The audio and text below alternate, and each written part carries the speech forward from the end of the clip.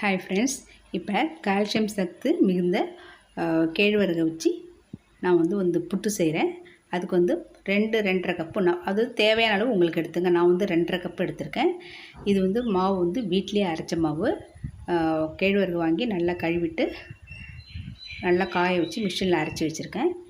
இப்போ இதுலேருந்து நான் வந்து 2.5 கப்பு மாவு எடுத்து வச்சுட்டு ஒரு டம்ளர் தண்ணியில் கொஞ்சமாக உப்பு சேர்த்து அப்படியே கலந்துடுங்க. கலந்துட்டு கொஞ்சம் கொஞ்சமாக கையாலேயே அப்படியே தெளித்து நம்ம வந்து லைட்டாக ரொம்ப தண்ணி விட்டுறக்கூடாது. லேசாக தெளித்து பிசைஞ்சிப்போம். அப்படி பிசைஞ்சு நல்லா மாவு நல்லா வந்து உதிரியாக இருக்கணும், பொலன்னு இருக்கணும். கட்டி இருக்கிற மாரி இருந்ததுன்னா நீங்கள் வந்து ஜல்லி வச்சு நீங்கள் வந்து நல்லா ஜல்லிக்கரண்டி வச்சு நீங்கள் வந்து சலிச்சிருங்க. அப்போ தான் உங்களுக்கு வந்து கட்டி இல்லாமல் இருக்கும். வேக வச்சு எடுக்கும்போது கட்டி இல்லாமல் இருக்கும். இப்போ நான் வந்து இந்த மாதிரி நல்லா பிசைஞ்சு எடுத்துகிட்டு வந்து உங்கள்கிட்ட காட்டுறேன். அதுக்கு பிறகு நம்ம வந்து இட்லி பானையில் வச்சு வேக வச்சுக்கலாம். இப்போ வந்து உதிரியாக எனக்கு வந்திருக்கு. கொஞ்சம் கட்டியாக இருந்தது, நான் ஜல்லிக்கரண்டி வச்சு நான் வந்து சலிச்சிட்டேன். இது வந்து இட்லி பானையில் தண்ணி வச்சு ஒரு துணி போட்டு இதை வந்து வேக வச்சுக்கலாம். ஒரு 3 நிமிஷம் அல்லது 4 நிமிஷத்துலேயே உங்களுக்கு சீக்கிரமாகவே இது வெந்துடும். இப்போ வெந்ததை வந்து நம்ம வந்து இப்போ இது மூடி போட்டு வேக வச்சுட்டு வெந்ததை வந்து எடுத்துடலாம்.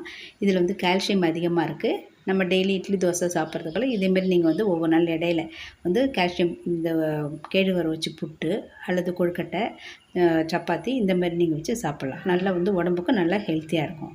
இப்போ இது வந்து என்ன பாருங்கள், மூடி போட்டு வெந்த பிறகு நல்லா வெந்திருக்கு. உங்களுக்கு அப்படியே திரியாக இருக்குது பாருங்கள் நல்லா.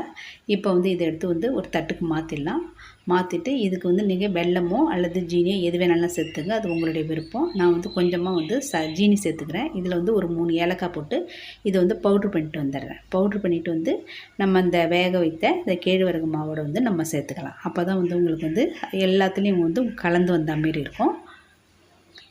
இப்போ இதை நல்லா நம்ம கலந்து விட்டுட்டு நல்லா வந்து ஒரு தேங்காய் வந்து நல்லா திருவி அதையும் இதோட நம்ம கலந்துக்கலாம். இதுக்கு நீங்கள் வந்து சர்க்கரையும் சேர்த்துக்கலாம், நாட்டு சர்க்கரையும் வெல்லமும் வந்து கரைச்சிட்டு கொஞ்சமாக பாகு வச்சாமே சேர்த்துக்கலாம். இப்போ வந்து நான் வந்து தேங்காய் திருவி போட்டு இதை நல்லா கலந்து விட்டுறேன். இப்போ இதோட வந்து நீங்கள் வந்து இதை குழந்தைங்களுக்கு சாப்பிட்ற மாதிரி நீங்கள் சின்ன கொழுக்கட்டையாக பிடிச்சி கொடுக்கலாம், அல்லது வந்து உருண்டை மாரியும் பிடிச்சி கொடுக்கலாம்.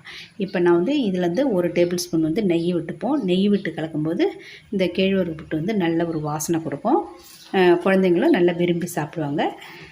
இப்போ இதை வந்து நல்லா கலந்து விட்டுட்டு சின்ன உருண்டை அல்லது கொழுக்கட்டை அந்த மாதிரி நான் பிடிச்சி எடுத்து வச்சுருக்கேன். இந்த மாதிரி நீங்கள் செஞ்சு கொடுங்க. குழந்தைங்க நல்லா சாப்பிடாத குழந்தைங்க கூட சாப்பிடுவாங்க, நல்லா ஹெல்த்தியாக இருப்பாங்க. இந்த மாதிரி நீங்கள் செஞ்சு பாருங்கள். இது பிடிச்சிருந்தா லைக் பண்ணுங்கள். Thank you friends.